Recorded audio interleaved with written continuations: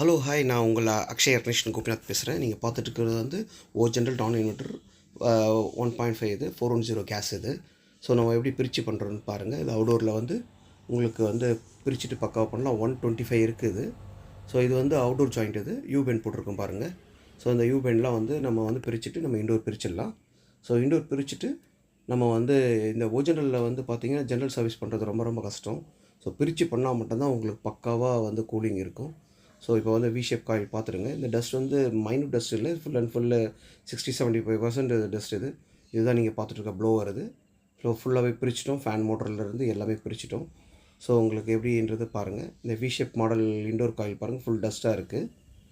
So இந்த டஸ்ட்டை நம்ம வந்து எப்படி நம்ம வந்து ஆப்போசிட்டில் போட்டு எடுத்துடலாம். ஸோ கவர் போட்டு வாஷ் பண்ண முடியாத இந்த யூனிட்லாம் நம்ம வந்து பிரித்து பண்ணுறோம். ஸோ கவர் போட்டு வாஷ் பண்ணால் உங்களுக்கு 4-5 மந்த் தான் வரும். ஸோ இது பண்ணியாச்சுன்னா 1 இயர்க்கு மேலே ஷுவராக உங்களுக்கு வந்து கூலிங் வந்து புது ஏசி என்ன மாதிரி இருக்கோ அதில் ஒரு 20% மட்டும்தான் இதுவாகும். மீதி 80% பக்காவாக கொடுக்கும்.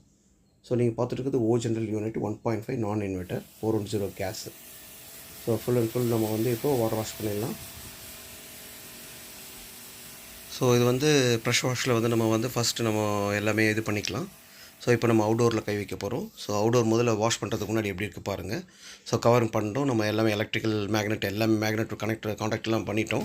ஸோ முதல்ல இது வந்து டபுள் காயில். இது இந்த மாடல் வந்து டபுள் காயில் வரதெல்லாம் ரொம்ப காஸ்ட்லியாக இருக்கும் இந்த யூனிட். அதனால தான் வந்து இந்த காஸ்ட் வந்து ஜென்ரலுக்குன்னு தனியாக இது பண்ணியிருக்காங்க. ஸோ நம்ம அடிக்க பாருங்கள் டஸ்ட் வந்துகிட்டே தான் இருக்கும். இது 1 இயர் ஒன்ஸ்னால் தான் வாஷ் பண்ணுவோம். மோஸ்ட்லி இது வந்து 4th இயர் நினைக்கிறேன் இவங்க என்கிட்ட கொடுக்குறது. ஸோ இது பார்த்திங்கன்னா நம்ம எப்போவுமே இந்த மாதிரி பிரிச்சுட்டு தான் வாஷ் பண்ணுவோம். ஸோ ஃபுல் அண்ட் ஃபுல் பண்ணால் அந்த டஸ்ட்டு பாருங்கள் எவ்வளோ இருக்குது. ஸோ இந்த பேக் ஆயில் பாருங்கள் எவ்வளோ ஸ்லெட்ஜ் இருக்குது. ஸோ இதை நம்ம வந்து கழட்டிட்டு ஆப்போசிட்டில் அடிக்கிறோம். ஸோ ஆப்போசிட்டில் அடிக்கும்பொழுது உங்களுக்கு பார்த்திங்கன்னா அந்த கீழே இருக்கிற மைக்ரோ டஸ்ட்லாம் பாருங்கள். அது பாருங்கள், இதுதான் வந்து நம்ம உள்ள ரூமில் இருக்கிற மைக்ரோ டஸ்ட் போய் தான் நம்மளுக்கு ஃபுல்லாகவே அடைச்சிக்கும். ஸோ இதை நம்ம வந்து இந்த மாதிரி உள் பக்கமாக அடித்தா மட்டும்தான் அது வெளியே வரும். இப்போ ரூம்காக இழுக்கிறது நம்ம ரூம்காகவே அடிச்சிட்டோன்னா அது உள்ளே போய் ஃபுல் அண்ட் ஃபுல்லு இந்த காயில் வந்து பார்த்திங்கன்னா ஓஜெனரல்லாம் வந்து ரொம்ப ஸ்ட்ராங்காக இருக்கும் இந்த இண்டோர் காயிலெலாம். ஸோ அதனால தான் வந்து மோஸ்ட்லி வந்து இந்த ஓஜெனரல் வந்து ஜென்ரல் சர்வீஸ் பண்ணாலும் அந்த பர்ஃபெக்ஷன் வராது கழட்டி பண்ணுற மாதிரி. ஸோ அதனால தான் நிறைய பேருக்கு தெரியும் இதை ஃபுல்லாகவே நம்ம கழட்டி பண்ணால் மட்டும்தான் நம்மளுக்கு பக்கா கூலிங் இருக்குன்றது நிறைய ஒரு 80% பீப்புளுக்கு நல்லாவே தெரியும். ஸோ அதனால தான் டிஸ்மேண்ட்லிங் சர்வீஸ் மட்டும் சொல்லுவாங்க. நான் மோஸ்ட்லி நிறைய பேர் கெமிக்கல் வாஷ்னு சொல்லுவாங்க. அதில் வந்து ஒன்றும் அலுமினியம் காயில் மேலே நம்ம வந்து கேஸோ இல்லை ஆசிட்டோ எதுவுமே நம்ம போடவே தேவையில்லை. எல்லாமே ப்ரெஷர் வாஷில் மட்டுமே நம்ம எடுத்துகிட்டு வருவோம். ஸோ அப்போ தான் வந்து காயில் வந்து லாங் லைஃபாக வரும்.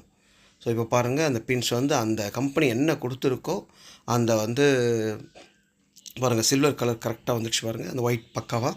ஸோ அவுடோரும் பாருங்கள் என்ன கலர் கொடுத்துருக்காங்களோ அந்த கலர் வந்து கீழே லாஸ்ட் வரைக்கும் பாருங்கள். இதுதான் இந்த ஃப்ரண்ட் பேனலுடைய இது. ஸோ பேக் பேனல் நம்ம பண்ணிவிட்டு நம்ம க்ரீஸ் எப்போவுமே வந்து போடுவோம். லூப்ரிகேஷன் பண்ணால் மட்டும்தான் அந்த புஷ்லாம் பக்காவாக இருக்கும், சவுண்டே வராது. ஸோ கம்பெனி கொடுக்கும்போது எப்படி கொடுப்பாங்களோ அதே மாதிரி நம்ம வந்து ஃபுல் ஃப்ளெஜாக கொடுத்துட்டோம். ஸோ அந்த ஷேப்பில் பாருங்கள் எல்லாமே. இப்போ நம்ம வந்து இண்டோர் நம்ம வந்து எடுத்துகிட்டு போயிட்டு நம்ம ஃபுல் அண்ட் ஃபுல் மாட்டிடலாம். ஸோ அவுடோர் ஃபினிஷ் பண்ணியாச்சு. தொடச்சிட்டு டெம்ப்ளேட்டை மோஸ்ட்லி தொடச்சிட்டு அந்த ஸ்க்ரூ செக் பண்ணிப்போம். So indoor மாட்டியாச்சு.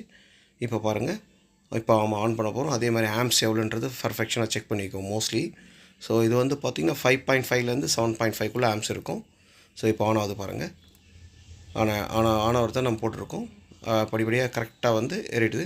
ஸோ அக்ஷய் அக்னேஷன் வந்து நீங்கள் லைக் பண்ணுங்கள், ஷேர் பண்ணுங்கள், சப்ஸ்கிரைப் பண்ணுங்கள் மெயினாக. ஸோ இது வந்து பார்த்திங்கன்னா 149.45 இருக்குது பிஎஸ்சி வச்சுருக்கோம் நம்ம.